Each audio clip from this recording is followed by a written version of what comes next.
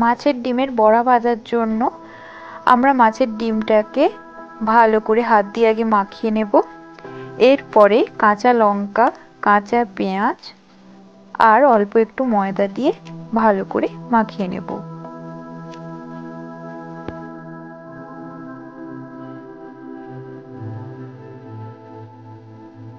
এরপর আমরা ওইখানে অ্যাড করব কাঁচা জিরে এবং জিরে পাউডার।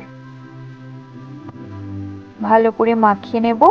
তারপরে অল্প একটু হলুদ গুঁড়ো অ্যাড করব এবং নুন।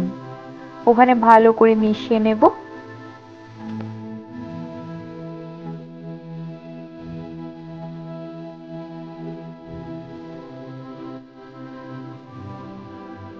এরপর একটা কড়াইতে ভালো করে তেল গরম করে নেব। তারপর ওই মাছের বীজ যে মাখিয়েছিলাম ওটাকে বড়ার মতো করে ছোট ছোট পিস করে দিয়ে দেব এবং দু পিঠ ভালো করে ভেজে নেব।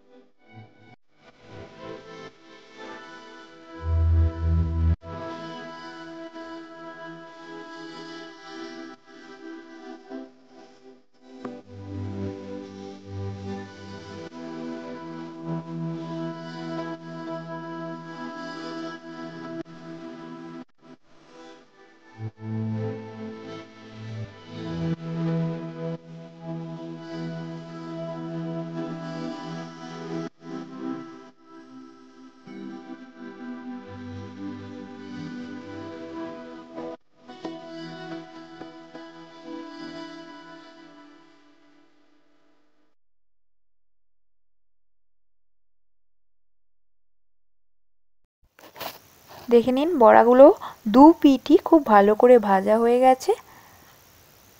এরপর একটা বাটিতে ওগুলো তুলে নেব।